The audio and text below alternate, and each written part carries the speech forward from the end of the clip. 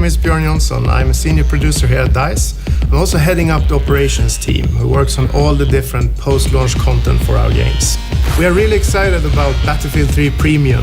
Not only will you get early access to our upcoming expansion packs, you will also get access to more advanced online features, unique in-game content, as well as taking part in exclusive events that we will run throughout this program. And with these exclusive videos, we'd like to give you a more of an inside look at what Premium is all about.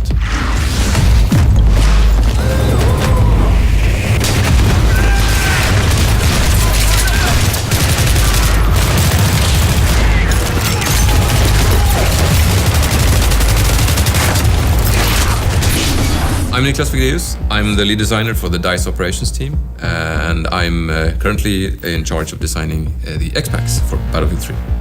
I started at DICE in 2004 as an animator doing weapon animations for BF2, and since then I've moved on to design.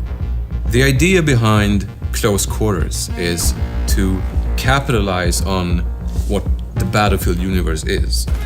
In 1 second you can be an infantryman running through a house, and in the next second you can be a pilot soaring through the skies in a jet fighter. So it has all these very exciting elements, and what we want to do with Close Quarters is to really capitalize on the infantry-focused, tight combat environment. Now with maps that really cater to it. In order to enhance that, we've also introduced what we call HD destruction, which basically means that you can use only your rifle. I mean, normally you would have to use like tank shells and bazookas in order to bring down, these big stone walls. But now it's like plaster, wooden panels, furniture. So you will be like a destruction machine, even only with your carbine machine. It makes everything very vivid and very kind of in your face.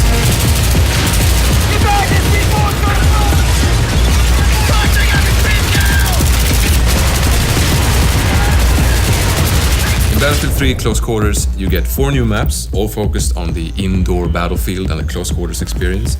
You also get 10 new assignments, which will allow you to unlock 10 new weapons. And finally, you get 2 new game modes, Conquest Domination and Gunmaster.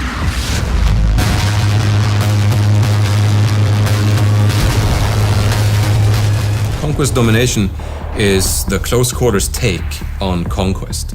You basically have less amount of flags with much quicker cap time. So flags tend to change owners very quickly, but also you have no safe spawns, you don't have any home bases. So it's really important that you keep control of these key areas. And I think squad play is the key factor in achieving victory in Conquest Domination, because it's really important to really maintain control of these areas, because you have no other safe zone, you just need to do that.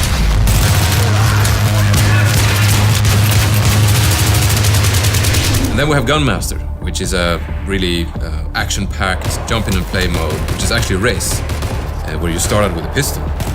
And then as you get kills with that pistol, you advance to the next tier of weapons.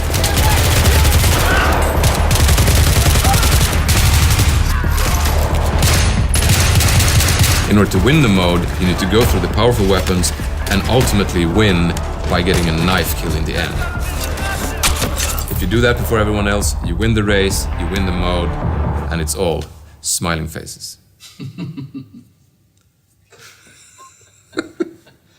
All smiling faces or one smiling face? It's actually true, there's only one smiling face, and then there's like 15 frowns, but it's all smiling faces, it's a fun mode.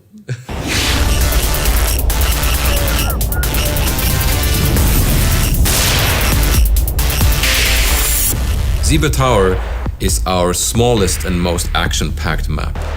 It's essentially a skybar on top of a skyscraper. It's based around the classic and horseshoe-shaped design that many Battlefield players know from Wake Island, but now in this condensed form, you can use that middle space to really flank the enemy, which is really exciting, especially since you have the 2-floor setup as well, so you can actually use the staircases to come up behind people who are guarding like the top floor. And we have some good sniping spots there. For example, you can have a good defensive position on top of the swimming pool area. That's a pro tip right there. It also has a lot of corridors and rooms with very thin walls. So what you can do is open up flanking routes by just actually shooting big holes in the walls. So you really need to find your spots if you're trying to play defensively. And if you're on the offense, you need to move very quickly because it's a small map, it's a lot of circulation, a lot of action, so movement is key.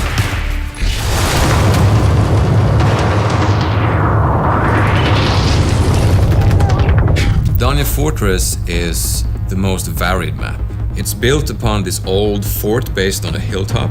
So it has this really old stone, catacombish fundamental base. And then they have tried to build this nice, posh, luxurious palace on top of it with lots of art and, nice furniture and things. And now, war has come, so it's partly destroyed, and you have all these big holes and openings that allow for, flanking and going between floors and so on. Gameplay-wise, it has lots of stairs that lead to either flag positions or to the other floor, of course, and also to certain sniping spots that you can have overview of the courtyard or big corridors.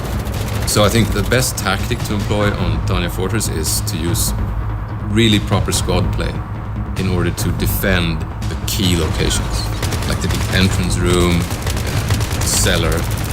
They have all kinds of entrances, so protecting them needs more people, so a good squad will really be able to lock one of those down, and that's what's going to achieve victory.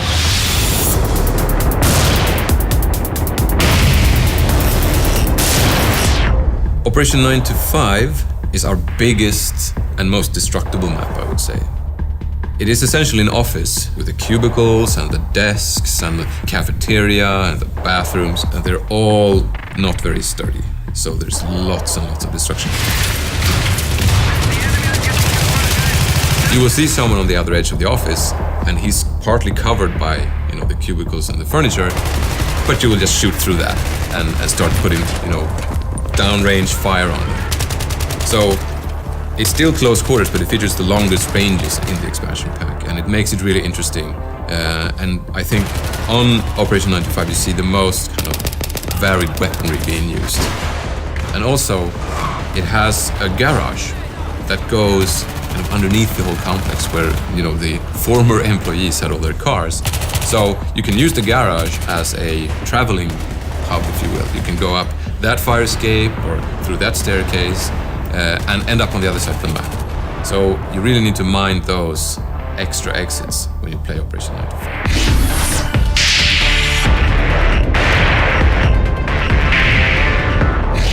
Scrap Metal is the most vertical map. It is an old factory. Parts of it actually so old that it's not being used anymore. It has a kind of a two-fort design where you have one big area, which is actually like a worn-down part of the factory, and then you have the still kind of functional area on the other side. And the thing is, those two sides are connected only through pretty narrow passages. So keeping those under control is really, really key.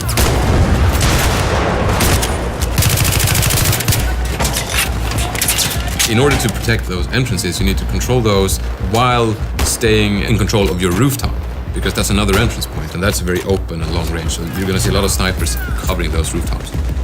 And also, since it's an old factory, it's made out of mostly concrete and metal, so you won't have the same abilities to, tear down walls and create flanking routes. So positioning, I think, is the absolute key to winning on Scrap Metal. It's very exciting when you have control of one side and you're trying to figure out how to assault the enemy on the other side. And I think that's a very exciting proposition that comes with Scrap Metal.